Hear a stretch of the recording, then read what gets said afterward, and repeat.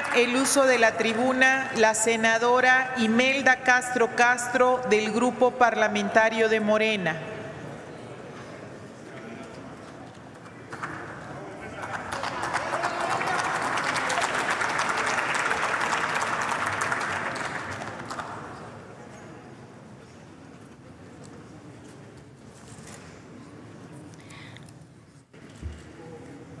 Con su permiso, senadora presidenta. A la orden. De las urnas del 1 de julio nació un mandato para quien presidirá el nuevo gobierno a partir del ya próximo 1 de diciembre. Emprender los cambios indispensables para sacar a México de la crisis múltiple que nos han heredado los últimos sexenios presidenciales. Ese es el mandato de las urnas. Entre las diversas expresiones de esta crisis,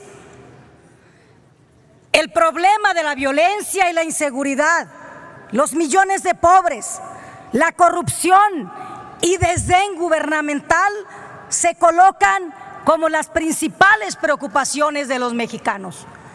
El presidente electo ha ratificado su determinación de dar cabal cumplimiento a sus compromisos y a obedecer ese mandato que recibió de más de 30 millones de ciudadanos en el sentido de impulsar las transformaciones que el país ocupa para convertirse en una república plenamente democrática, próspera y en paz, y sobre todo en paz.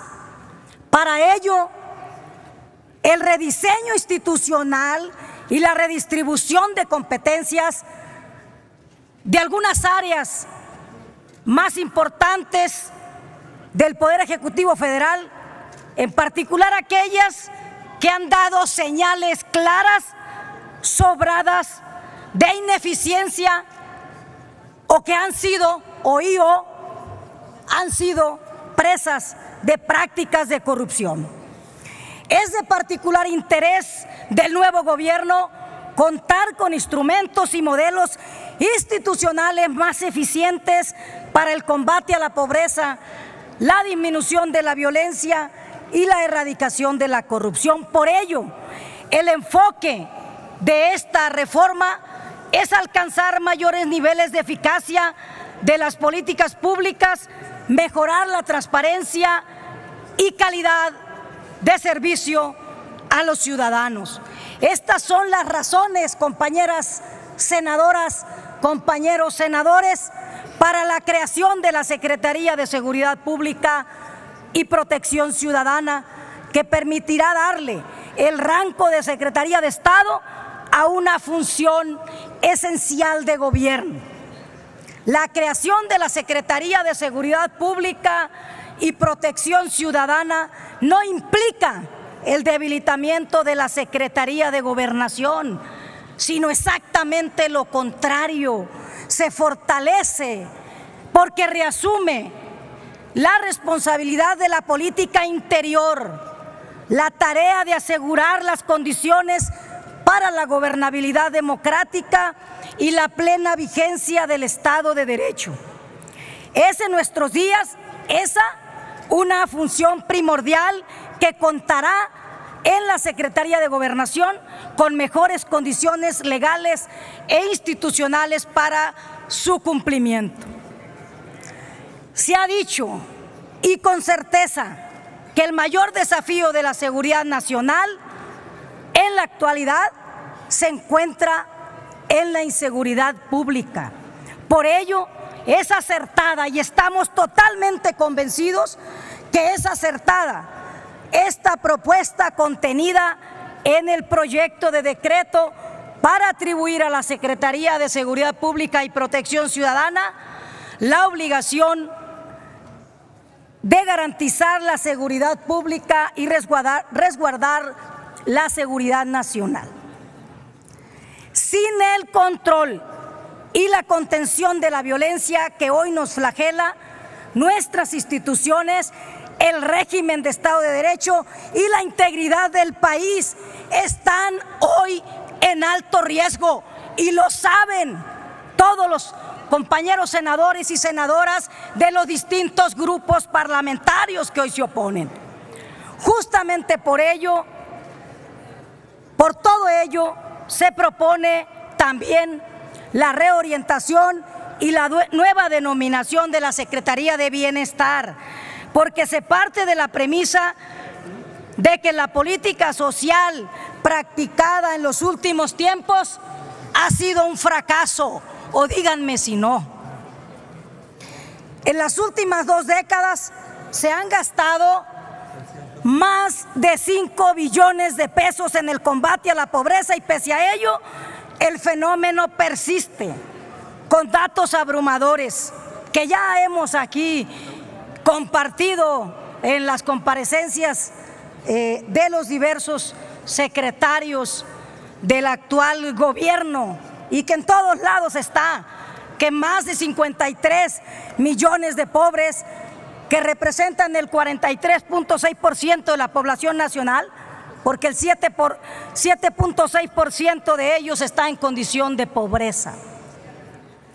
Estos saldos negativos justifican, fíjense nomás, ampliamente un cambio de enfoque, de principios e instrumentos en la búsqueda de dejar atrás la política de paliativos, la política marginal, corporativa, regresiva y excluyente, para adoptar un paradigma que se caracterice por la universalidad, la progresividad y la inclusión.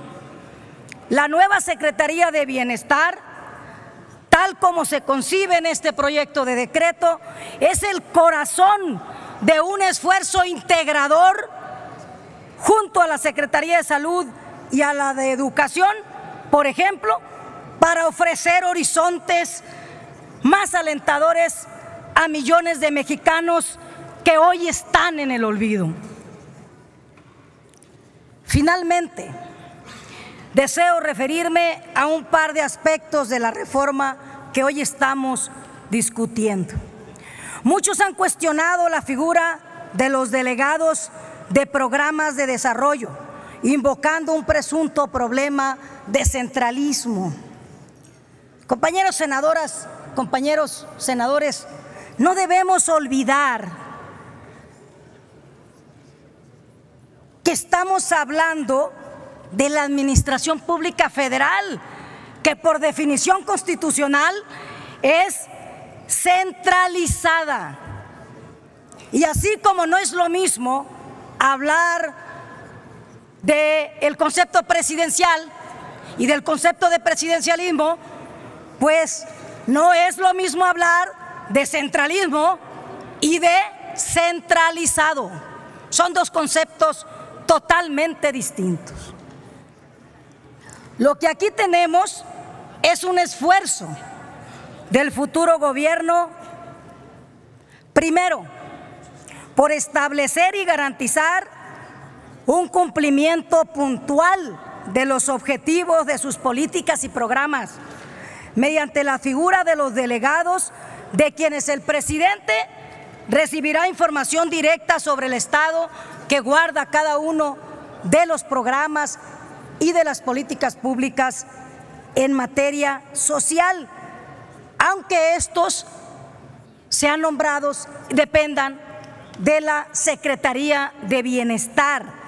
Pero algo muy importante que no debemos olvidar, se trata de impedir que los filtros y eslabones burocráticos se sigan consumiendo recursos que deben beneficiar directamente a la gente. Ese es uno de los grandes objetivos que tiene este nuevo enfoque. Otro tema es el relativo al fortalecimiento de las funciones de la Oficina de la Presidencia de la República. El presidente electo ejerce, como todos lo sabemos, un tipo de liderazgo que tenemos que reconocer que es un liderazgo excepcional. Es un hombre que sabe comunicar eficientemente su pensamiento, sus ideas y sus acciones. Por eso es irreprochable su interés como futuro titular del Poder Ejecutivo por contar con herramientas legales e institucionales que fortalezcan la difusión de su tarea de gobierno y hagan efectiva su convocatoria para la participación de la ciudadanía en este proceso de transformaciones. Concluyo, compañeros senadores, compañeras senadoras, invitándolos a votar por este proyecto de reformas para dotar al gobierno, al nuevo gobierno, de los medios y los instrumentos que considera indispensables para su éxito, porque el éxito del gobierno de Andrés Manuel López Obrador será la suerte, no solo de los 30 millones que sufragamos por él, sino la suerte de todo un país que tiene derecho a recuperar su esperanza. Muchas gracias.